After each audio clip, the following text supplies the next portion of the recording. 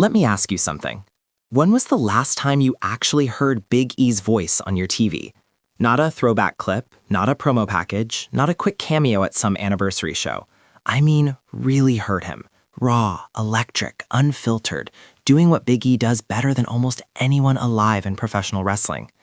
It's been a while, hasn't it? And here's the part that's going to make your blood boil. WWE had a solution, a real one, a ready-made role handed to him on a silver platter that would have put that voice, that charisma, that pure infectious energy back in our lives every single week. And Big E said no.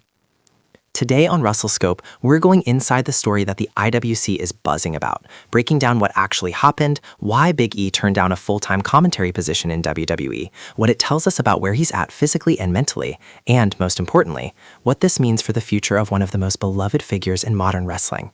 Stay with me, because this one matters.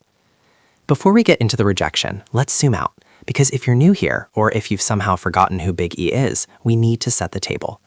Ettore Iwin, Big E, is arguably one of the most naturally gifted entertainers WWE has produced in the last decade, full stop. This man was the backbone of the New Day, a faction that should not have worked, a gimmick that the roster reportedly laughed at in developmental, and he, Kofi Kingston, and Xavier Woods turned it into a multi-year, merchandise-selling, audience-captivating phenomenon that is still referenced as one of the greatest long-term character runs in modern WWE history. He's a former WWE champion.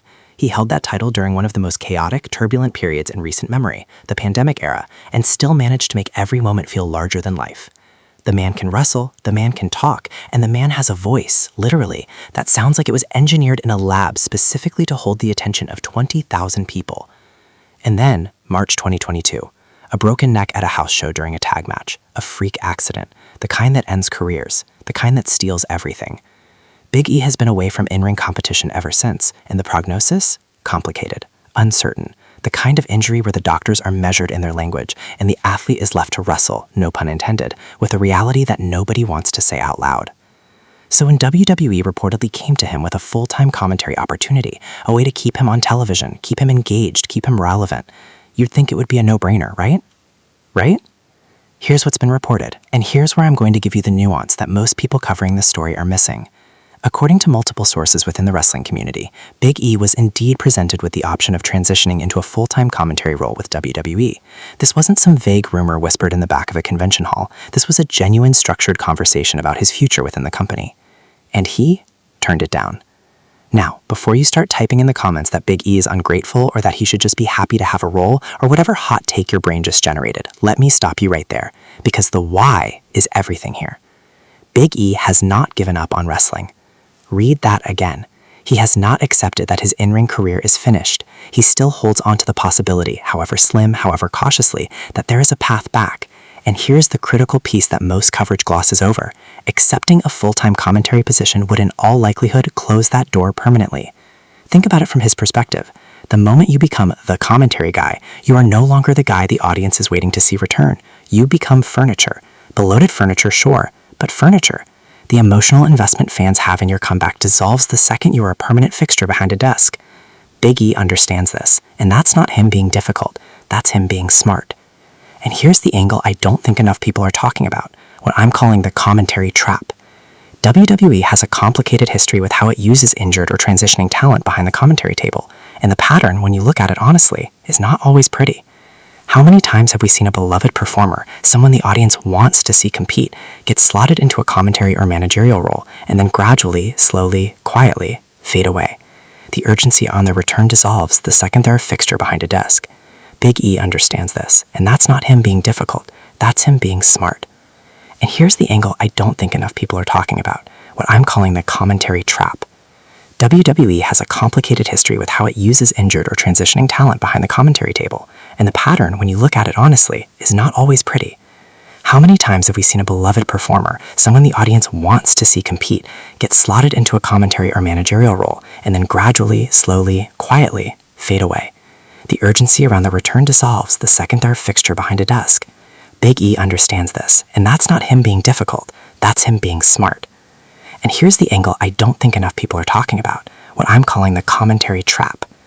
WWE has a complicated history with how it uses injured or transitioning talent behind the commentary table, and the pattern, when you look at it honestly, is not always pretty.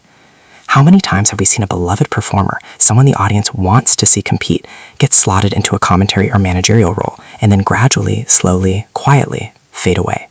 The urgency around their return dissolves the second they're a fixture behind a desk. Big E understands this, and that's not him being difficult, that's him being smart.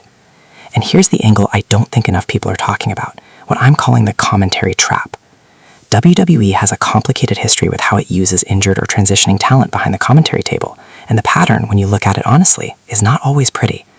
How many times have we seen a beloved performer, someone the audience wants to see compete, get slotted into a commentary or managerial role, and then gradually, slowly, quietly fade away?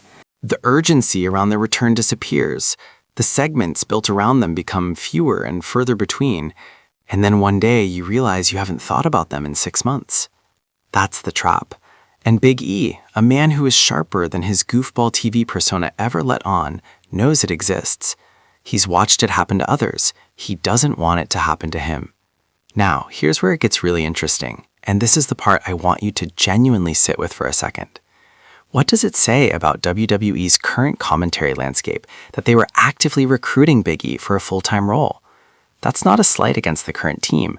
It's an acknowledgement that WWE brass believes they have a gap, a charisma gap, an energy gap, and the man they instinctively turn to fill it is a guy who hasn't been on their TV in over 2 years. That tells you something. So where does this leave us? Where does it leave Big E? First, and I cannot stress this enough, do not write this man off. People who write Big E off have consistently been wrong. He's the kind of performer that WWE cannot afford to keep on the shelf indefinitely. And he is the kind of personality that will find a way to contribute, whether they figure out a creative solution or whether he makes one himself. There are options short of full-time commentary that keep him in the picture: guest appearances, special events, producer or behind-the-scenes roles that keep him connected without stripping away the in-ring mystique.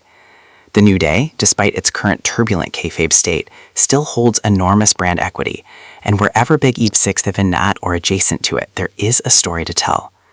But here's the uncomfortable truth that nobody wants to say. Time is a factor now. The longer Big E is away, even by his own choice, the harder the comeback becomes.